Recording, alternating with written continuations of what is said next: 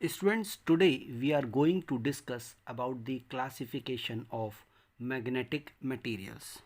Now, regarding this classification of magnetic materials, Faraday classified the magnetic materials into three categories, and these categories are: number one, the diamagnetic materials, diamagnetic magnetic materials, and the second classification of the magnetic materials is paramagnetic materials,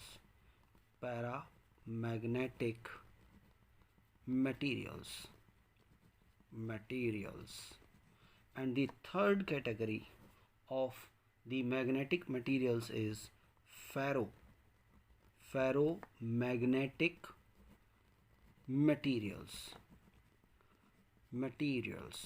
Now, students, we will discuss these different types of magnetic materials one by one.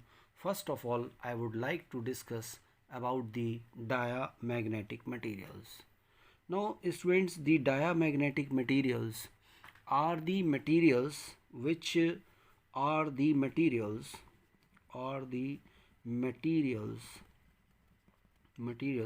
which when placed in external magnetic field magnetic field reduces the magnetic field, right students. तो जो आपके पास में diamagnetic materials हैं, ये diamagnetic materials क्या होते हैं कि जब इन मटेरियल्स को हम एक्सटर्नल मैग्नेटिक फील्ड के अंदर रखते हैं तो ये मैग्नेटिक मटेरियल से जो मैग्नेटिक फील्ड पास होती है उसकी वैल्यू जो है वो रिड्यूस हो जाती है। फॉर एग्ज़ाम्पल आप इसके एग्जांपल्स देख सकते हैं। कॉपर जो है वो आपका डायामैग्नेटिक मटेरियल है। जिंक अगेन एक डायामैग्नेटिक मटेरियल है। Antimony is a diamagnetic material. Bismuth, it is also a diamagnetic material. Then mercury again a diamagnetic material. Nitrogen, hydrogen, right? Hydrogen, H2O, NaCl, sodium chloride, diamond, air, silver, and gold. These are the examples of diamagnetic materials, right? Now I would like to discuss about the properties of the diamagnetic materials. Number one property of the diamagnetic material is that the magnetic lines of forces move away in the presence of diamagnetic materials. Suppose ये आपके पास में क्या है, एक free space है और इस फ्री स्पेस के अंदर ये मैग्नेटिक लाइंस ऑफ फोर्स हैं। अब अगर हम इस फ्री स्पेस में हम एक डायामैग्नेटिक मटेरियल को हम यहाँ पर रख देते हैं तो स्टूडेंट क्या होता है कि इस मटेरियल से, डायामैग्नेटिक मटेरियल से जो मैग्नेटिक लाइंस ऑफ फोर्स की वैल्यू है वो क्या है आपके पास में रिड्यूस हो जाती है। यानी मैग्नेटिक लाइंस ऑफ फोर्स जो हैं दे मूव अवे। यहाँ पर क्या हो जाता है, ये दूर दूर हो जाती हैं।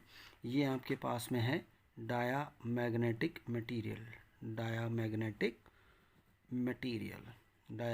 राइट। और ये magnetic lines of force means आपको यहाँ क्लियर है कि जब हम एक डायामैग्नेटिक मटेरियल को यूनिफॉर्म मैग्नेटिक फील्ड के अंदर रखते हैं तो उससे आपका जो मैग्नेटिक लाइंस ऑफ फोर्स हैं they move away, right. Second point आपके पास में ये है कि हम जब भी एक डायामैग्नेटिक मटेरियल की रॉड को हम दो मैग्नेटिक पोल्स के बीच में फ्रीली सस्पेंड करते हैं। ये मैग्नेटिक पोल हैं, सपोज़ ये नॉर्थ पोल है और इसके पास में ही एक जो है वो साउथ पोल है। अब इसमें अगर हम एक डायामैग्नेटिक मटेरियल की जो रॉड है उसको हम फ्रीली सस्पेंड करें तो स्टूडेंट क्या होता है कि जो इस डायामैग्नेटिक मटेरियल की जो रॉड है, राइट, ये हमने इसको फ्रीली सस्पेंड किया तो ये जो इसकी एक्सिस है डायामैग्नेटिक मटेरियल की axis, it becomes perpendicular to the direction of magnetic field. यानी कि ये एक्सिस है, this is what, this is axis of diamagnetic material, diamagnetic material ये आपके पास में है। तो ये जो है आपका इसकी एक्सिस जो है वो मैग्नेटिक फील्ड के परपेंडिकुलर हो जाती है। थर्ड पॉइंट स्टूडेंट्स आपके पास में क्या है, इसको हम यहाँ पर देख सकते हैं कि जब भी हम एक डायामैग्नेटिक मटेरियल के सॉल्यूशन को हम एक यू ट्यूब के अंदर हम इस तरीके से रखते हैं, ये डायामैग्नेटिक मटेरियल है, और जब हम इस ट्यूब की एक आर्म को हम मैग्नेटिक पोल्स के बीच में हम इसको रख देते हैं। सपोज़ ये आपके पास में है मैग्नेटिक पोल, ये नॉर्थ पोल है और ये साउथ पोल है। तो स्टूडेंट क्या होता है कि इस यू ट्यूब के अंदर जिस आर्म के पास में मैग्नेटिक पोल्स रखे हैं उसमें जो आपका डायामैग्नेटिक मटेरियल का जो सॉल्यूशन है उसका लेवल जो है वो डाउन हो जाता है, वो नीचे की तरफ आ जाता है। मींस जो है वो आपका इस तरीके से यहाँ पर लेवल जो रिड्यूस हो गया, इनिशियली ये था लेकिन बाद में ये रिड्यूस होके और यहाँ पर ये इंक्रीज़ कर जाता है, राइट। और इसकी जो नेक्स्ट प्रॉपर्टी है means property number 4, and this is whenever the diamagnetic materials are kept in non-uniform magnetic field, then these diamagnetic materials are attracted from higher field to the lower field, means ये lower field की तरफ attract होते हैं। diamagnetic materials means diamagnetic materials, diamagnetic materials are attracted towards the you can say towards the lower field region, lower field region, ये इसकी तरफ जो है वो अट्रैक्ट होते हैं। नेक्स्ट पॉइंट जो है दी जो मैग्नेटिक ससेप्टिबिलिटी है, इनकी जो आपके पास में मैग्नेटिक ससेप्टिबिलिटी इसकी वैल्यू जो होती है वो निगेटिव होती है फॉर दी डायामैग्नेटिक मटेरियल्स। ये आपको ध्यान रखना है, डायामैग्नेटिक मटेरियल्स की जो मैग्नेटिक ससेप्टिबिलिटी है वो आपका निगेटिव होती है। और नेक्स्ट पॉइंट अगर आप यहाँ पर डिस्कस करेंगे स्टूडेंट, तो जो मैग्नेटिक परमिएबिलिटी है, right, for the diamagnetic material is less than 1, means magnetic permeability क्या हो जाएगा आपके पास में V upon V not. V तो आपका जो डायामैग्नेटिक मटेरियल की प्रेजेंस में मैग्नेटिक फील्ड है और ये फ्री स्पेस में मैग्नेटिक फील्ड है V नॉट। तो हम ये जानते हैं कि जब डायामैग्नेटिक मटेरियल्स को एक्सटर्नल मैग्नेटिक फील्ड में हम रखते हैं तो वहाँ पर मैग्नेटिक फील्ड की वैल्यू कम हो जाती है, तो ये टर्म कम हो जाएगा, तो इट मीन्स म्यू की जो वैल्यू है इट इज़ लेस देन 1। तो स्टूडेंट्स हमें इन प्रॉपर्टीज़ को हमें ध्यान में रखना है, राइट स्टूडेंट। तो thank you student, thank you very much. Students जो मैग्नेटिक मटेरियल्स के क्लासिफिकेशन की जो नेक्स्ट कैटेगरी आती है, and this next category is paramagnetic materials, paramagnetic materials, right. तो अब पैरामैग्नेटिक मटेरियल्स क्या होते हैं स्टूडेंट्स आपके पास में, paramagnetic materials are the materials are the materials whose presence in external magnetic field, right, increases